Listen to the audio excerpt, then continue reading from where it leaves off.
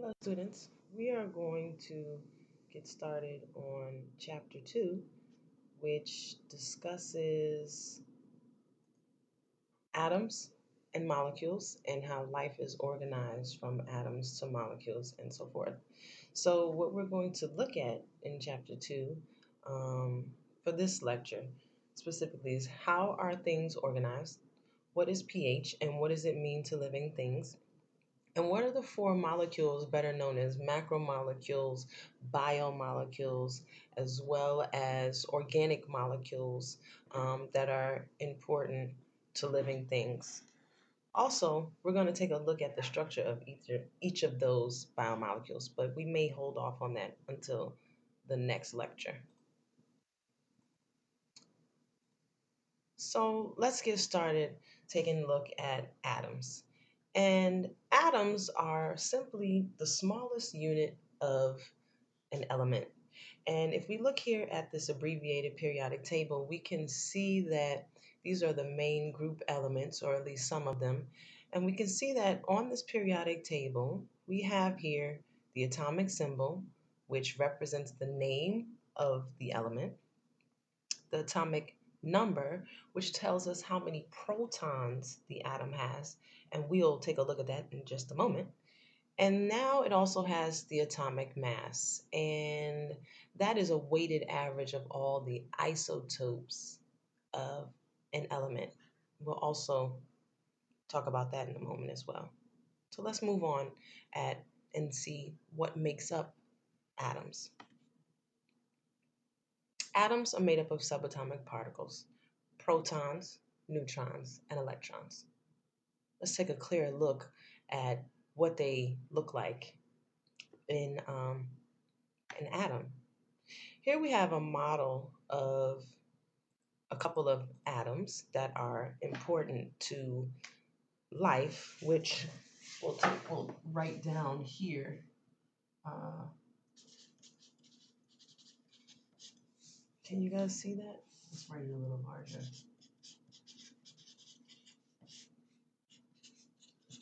Those that are important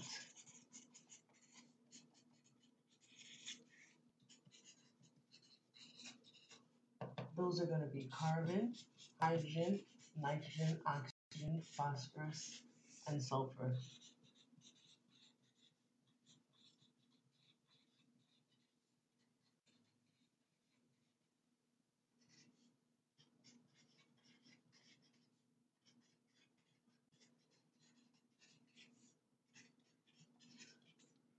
Okay? Zoom in a little later and get a closer look at what those words are saying. So let's take a look at these few atoms. Here we have hydrogen.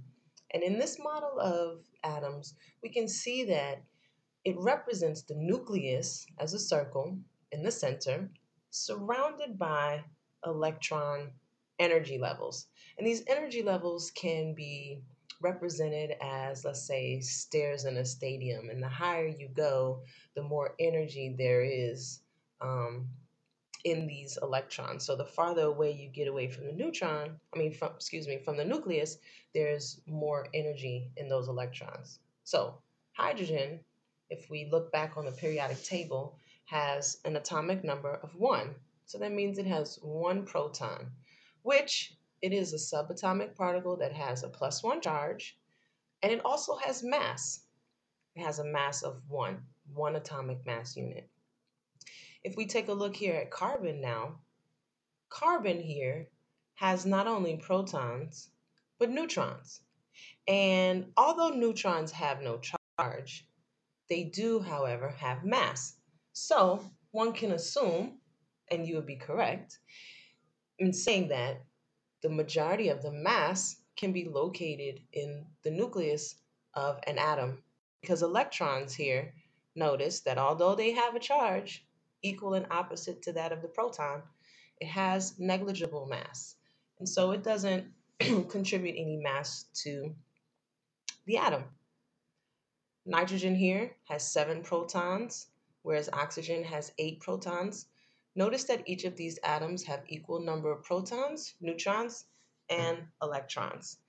And If we look closer, the electrons that are found in carbon, nitrogen, and oxygen, they all live in the same energy levels. We just continue to add electrons as we move on. So that's a brief update on atoms.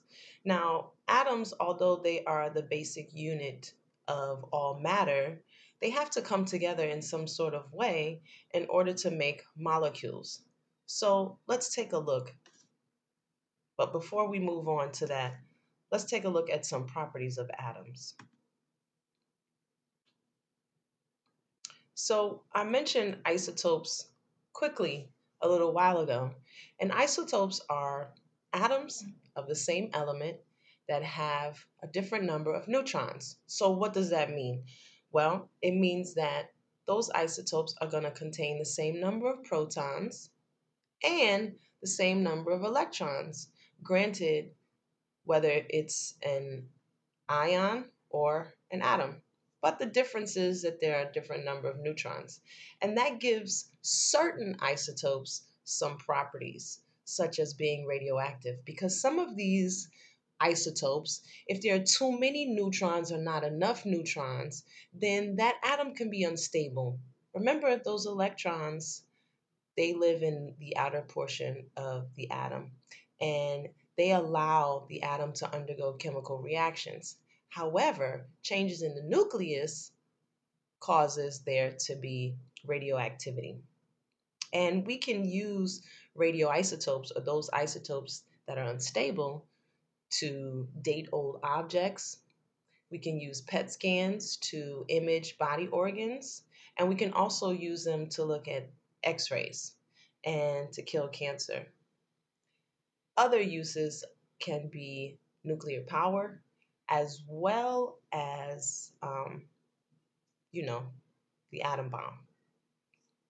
So, and the other thing about it is, although we can use radioisotopes for, let's say, medicinal purposes, they are dangerous to cells and they're damaging to DNA, which is why we can use it for cancer treatment, because we can use them to kill off cancer specifically.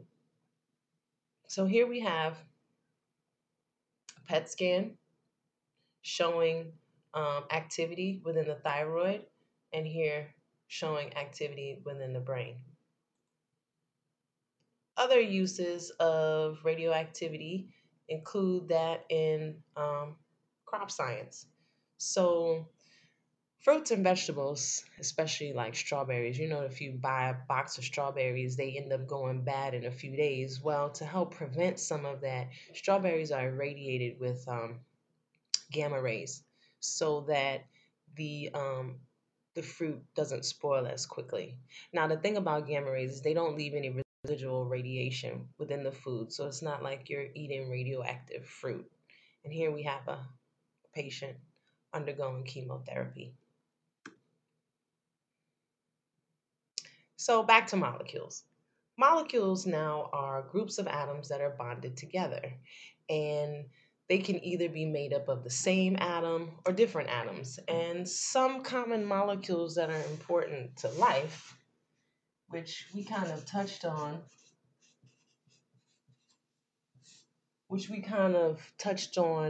in class the other day. Does anybody remember? Something that if we don't have it, we eventually end up dying. Oh, that could be a couple of them. All right, all right. So oxygen is one, because if we don't have enough oxygen, then we can't breathe, right? You end up dying. What about another one? It makes up 75% of the earth. Right, water.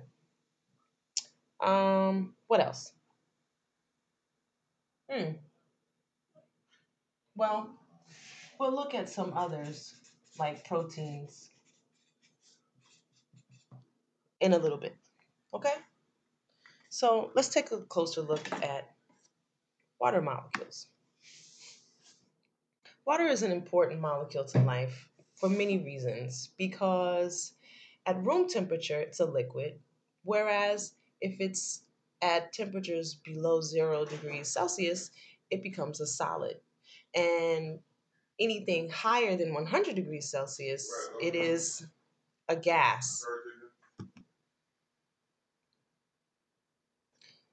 Part of what makes water unique is the reason that it can be frozen and it can be liquid at the same time at 0 degrees. So if we think about life on, let's say, glaciers, life needs the ice. So let's say the polar bears, they live on the ice floes and polar bears, they fish on these ice floes. And what is interesting is about water is that what does ice do? Does it sink or does it float when it's in water? Right, it floats. And this gives the ability of life beneath the glaciers because although it's at freezing temperatures, the animals or the life that live there, they've become adapted to those temperatures. But it provides a way so that we don't end up having no oceans at cold temperatures. Another thing is that liquid water does not change temperature quickly. This aids in temperature, let's say, in certain geographical regions. If you notice that in the summertime by the beach, it's pretty windy, it's nice and cool. But during the winter time, in most areas, I won't say all, those areas, as the temperature gets colder and colder, the water takes time to get cold. So the land mass surrounding that water is a lot warmer than those land masses that are farther away from water. Water molecules also cling together. Have you ever seen mosquitoes running across the surface of water? Well, the reason they can do that is because the surface tension of water is so high due to these hydrogen bonds between the hydrogen atoms and some of the oxygen atoms between molecules. And so this bonding gives it kind of like a saran wrap effect over the surface of water. And most importantly to life is that water is a solvent for almost, well, all of the chemical reactions that take place in a living body or even within a cell.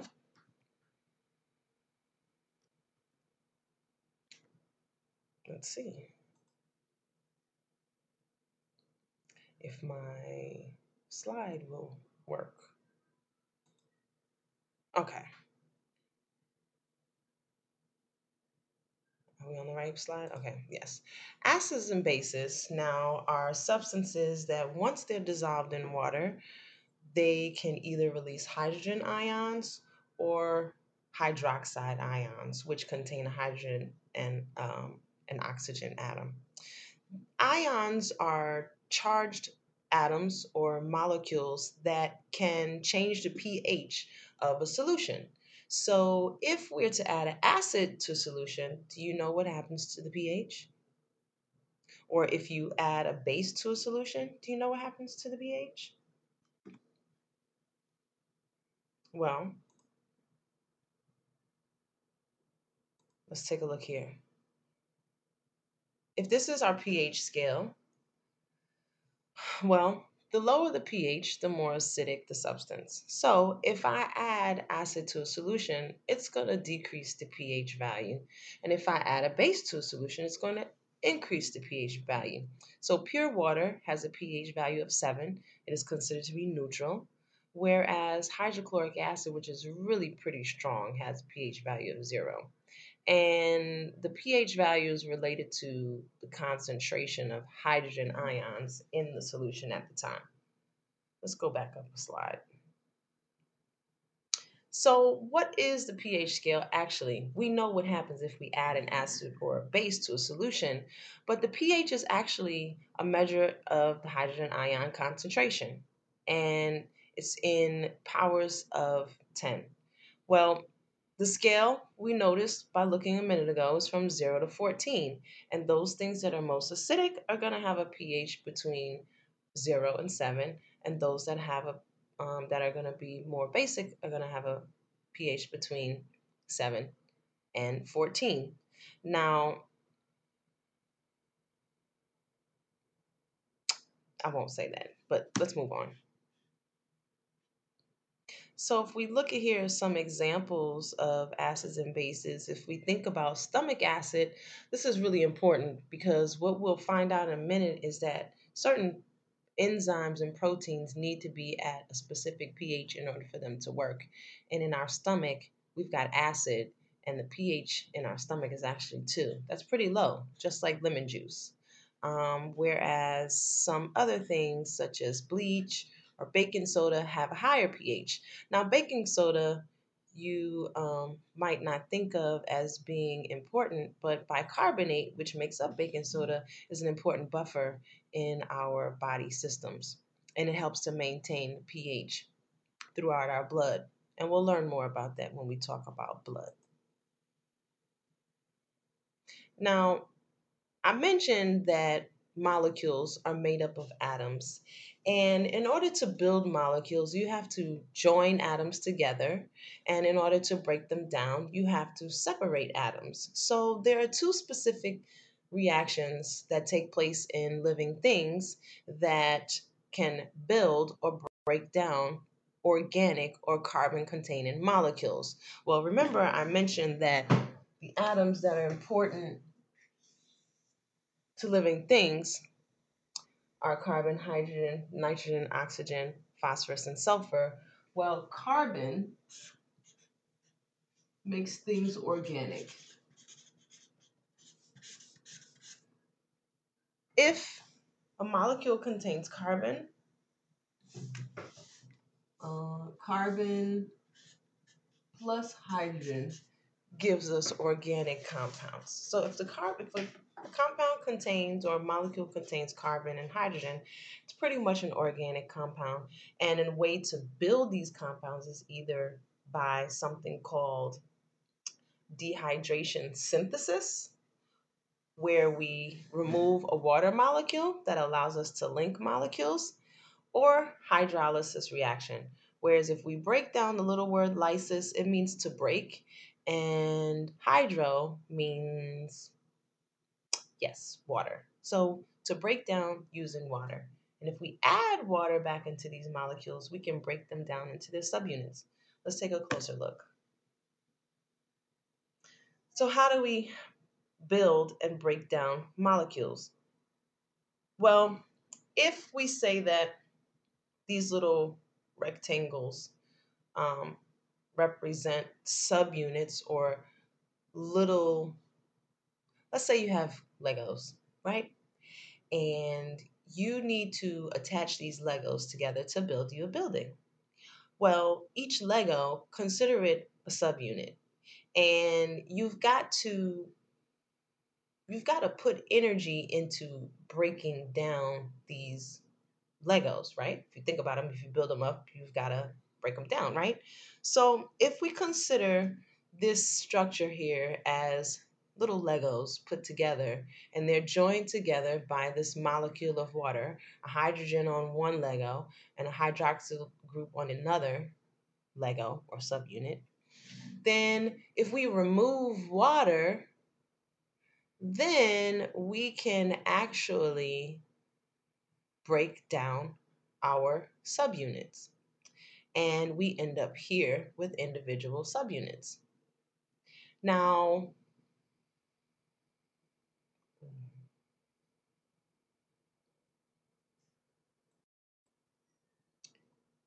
if we want to look at building and breaking down molecules, here we have a schematic to help us visualize dehydration and hydrolysis reactions.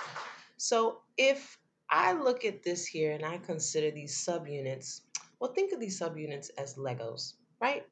If you want to build a building, you put together all these Legos. And if I consider Legos groups of atoms, that's kind of what happens when we're building these large organic molecules that make up things like proteins and carbohydrates and lipids, right? So if we consider each one of these subunits a Lego, and let's say one Lego has a hydroxyl group and the other Lego has a hydrogen group, well, when they come in close proximity to each other, they can join. And once they join, a molecule of water is left, so is removed. So we end up removing these sets of atoms, we end up with a water molecule, And now we've joined our two subunits or Legos together. And notice that if we continue to do this reaction, we'll get a longer and longer and longer chain. Well, we like to call these chains polymers. Now let's look at how we break down these molecules. Oops, sorry. Back to the slide. Uh-oh. Okay, but I want to go down a little bit. All right. So if we take now this polymer that has been joined together, and we have all our Legos together now, and we want to destroy the building that we've built, well, in terms of organic molecules, there's a reaction called hydrolysis reaction. And remember what we said hydrolysis means? Lysis means to break down, and hydro means water. Well, if we add that molecule of water back in, then we now have, there should be a line between here, connecting between these atoms. We now have our subunits or our individual Legos back, okay? So when we're looking at these large molecules in a minute, proteins, carbohydrates, lipids, and nucleic acids, they're each built using subunits or Legos. And each subunit is a different type of Legos, let's say, or different color Legos, right? And they're going to be built up and broken down in just the same way. So let's take a look at the organic molecules that are important to living organisms. Not only are they found in living organisms, but these molecules come together to make up what? Do you remember what we said, the organization of life? It goes from atoms to molecules. Do you remember? Cells. So cells themselves are made up of these types of organic molecules. And remember, these organic molecules contain which atoms? Carbon, hydrogen, nitrogen, oxygen, phosphorus, and sulfur. And we'll look at the difference between them in just a few. Let's get started. Carbohydrates. Carbohydrates are one class of biomolecules, and they are called saccharides or polysaccharides for the large subunits or the larger polymers, excuse me. Now, remember a minute ago we talked about subunits? Well, these little Lego pieces that make up carbohydrates are called monosaccharides. Well, saccharide means sugar and mono means one. So it's these simple sugars that make up carbohydrates.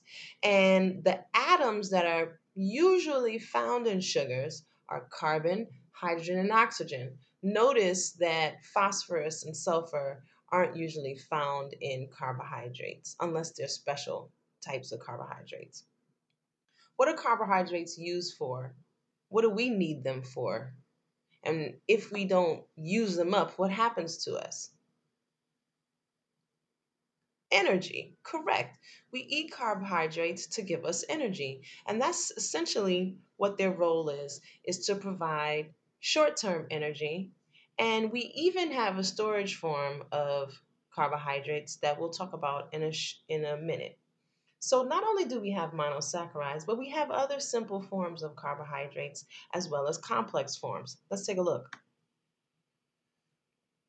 Simple carbohydrates we mentioned a minute ago are monosaccharides. And what are monosaccharides? They're simply rings of carbon that have hydrogen and oxygen, and they join together. And based on the number of carbons, hydrogens, and oxygens, and their arrangement, we have different monosaccharides.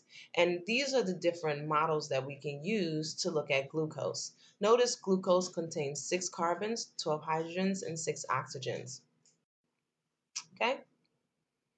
Other monosaccharides contain the same number of atoms, but really what matters is how these atoms are arranged in space because enzymes, which are our little machines in our bodies, are proteins that recognize the specific shapes of other molecules to help them do their job. Now, a disaccharide is simply just is simply two carbon rings that are put together. An example here is maltose. Some other examples of disaccharides are sucrose. Anybody know what sucrose is? table sugar, right? It's made up of glucose and fructose. Another disaccharide is, this one, some people are intolerant and they end up having, little stomach issues if they have too much of it. Anybody know? Lactose, right. And lactose now is a mix of both glucose and another monosaccharide called galactose. Okay? So, what are the monosaccharides that I just mentioned that make up these disaccharides? They're glucose, fructose, galactose, and there are many others. Now, complex carbohydrates are just simply long chains containing monosaccharides. And the more monosaccharides you have, the larger the chain.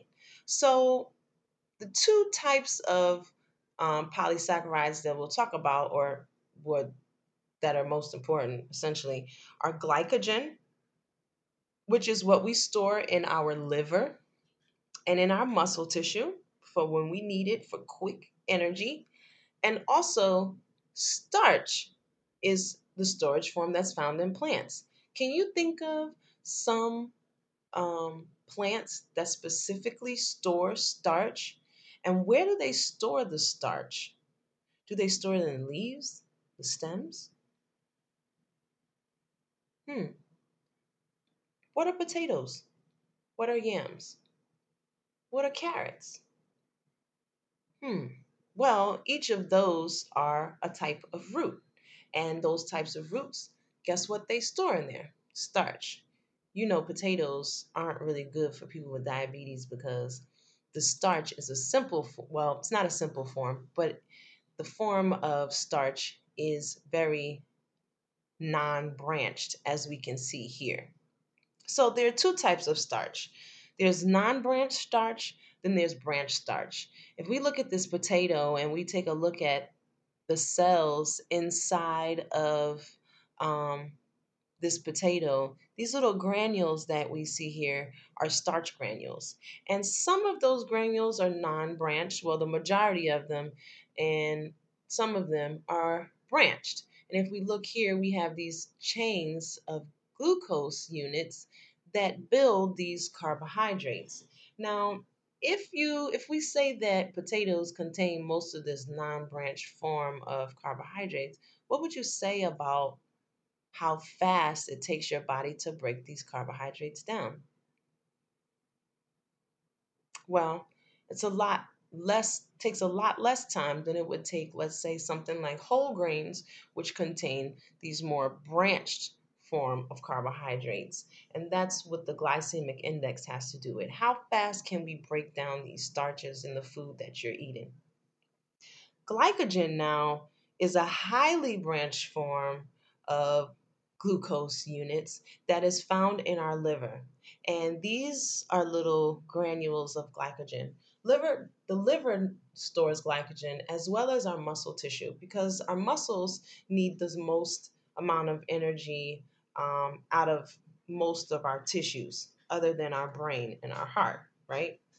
So we can store it there. The only thing about our brain, even though it uses 20% of the glucose that we take in, we can't store it there. So the brain has to get a steady supply. Now, there are other types of polysaccharides that can make up, let's say, cell walls of plants. There's another polysaccharide called chitin that makes up, guess what? The outer skeleton of your most favorite bug, roaches. Well, not just roaches, but all bugs. Um, but if we look here, that these cellulose glucose units are arranged in a specific way. And the arrangements are that these bonds, one set goes up, one goes down, one goes up, one goes down. If we notice here it's starch and glycogen, notice that all the bonds are going down.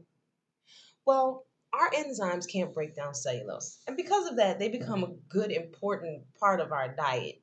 It's fiber. We use it, our bodies use it to help us keep our gastrointestinal system healthy. And the bacteria that live in our stomach actually use some of that cellulose to provide us with energy for digestion. Good to know. So that's carbohydrates. And the next type of biomolecules are lipids. Now, lipids are a funny class because they're not really specifically made up of subunits, but although little molecules come together to make up, let's say, fats and oils. And we'll take a look at that. So, what are lipids? Well, you know them as fats and oils and waxes. And what happens when you place them in water? Well, they don't dissolve in water. And so they're important in making up cell membranes because they help to allow, let's say, substances in and out of the cell because they don't like water much. And we'll look at how that happens in a little bit. Lipids are mainly used as an energy source and, like I mentioned, in cell membranes. So, fats, oils, phospholipids, steroids, waxes are also lipids. And we'll take a look at each of these types. We won't look at waxes because although they do provide us with some protection, like in our ears, they we won't be discussing them as used within the cell. So you think of fats and oils as the same type of thing, but they're not really. If you want to look at fats and oils, fats are generally solid at room temperature, whereas oils are liquid. And if you think about where you get fat from or where fat is, what are the most fatty types of foods? Pork, bacon, right? It's got that nice big rim of fat on it. And even when you cook it, it's still, what can we say? Solid, right? It's still solid once, even when you cook it. Whereas oils, they come from plant sources. Most oils, let's say, all oils. Let's say coconut oil, safflower oil, sunflower oil, olive oil, canola oil, corn oil. Can I go on? Oh, almond oil, walnut oil. Those are all what? Plants. And they tend to be liquids at room temperature. Some oils, however, are not liquid at room temperature. Well, some of them, coconut oil and palm oil, they tend to have high concentration of saturated fats, and some of them are fat at lower room temperatures, I'll say. So, fats, they're going to be used in the body as long term energy storage, insulation from heat loss, and cushions around your organs. So, you need a certain amount of fat on your body to survive. If you don't have enough fat, then your organs are at risk for damage. Even you are at risk for hypothermia because your body can't maintain its temperature. Are we going to move on? All right. No. Okay. So, what are the structure of fats and oils? Well, remember I said that fats and oils don't necessarily have subunits, but we can think of them as kind of being subunits. You know how some Legos have like the little funny shape on the end? It's, the ones with the faces and they kind of shape different. Well, imagine different shaped Legos coming together to make fats. And you only need four to make fatty acids and oils. You need one that's called glycerol, and you need three fatty acids to make a fat or an oil molecule. So these fatty acids, notice that each one is different. There are a number of many fatty acids depending on the number of carbons, depending on the number of hydrogens, the number of double bonds, no double bonds. There are a number of different fatty acids. But when we have dehydration synthesis, notice that we have this hydrogen and the hydroxyl group on our glycerol as well as our fatty acids. Dehydration synthesis removes the water. so that we can now join these molecules together. And if we were going in the opposite reaction, remember hydrolysis, we'd have to take these three water molecules and add them back in to get our individual subunits. Now, what three atoms do we find in all of these um, fats and oils? Just like carbohydrates, lipids are made of carbon, hydrogen, and nitrogen. I'm sorry, carbon, hydrogen, and oxygen. Okay?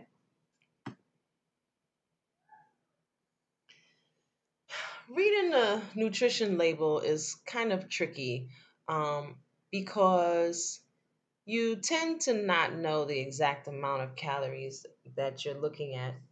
And um, usually, in terms of fat, you want to make sure that you are getting less than 5% of your daily nutritional calories.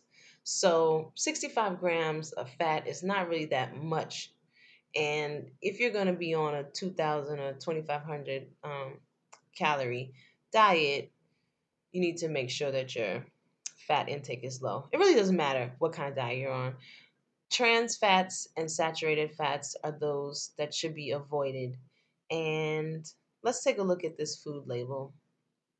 If we look at the amount of fat on this food label, it's 18% of our daily value. And we mentioned that 5% is good, 20% is high.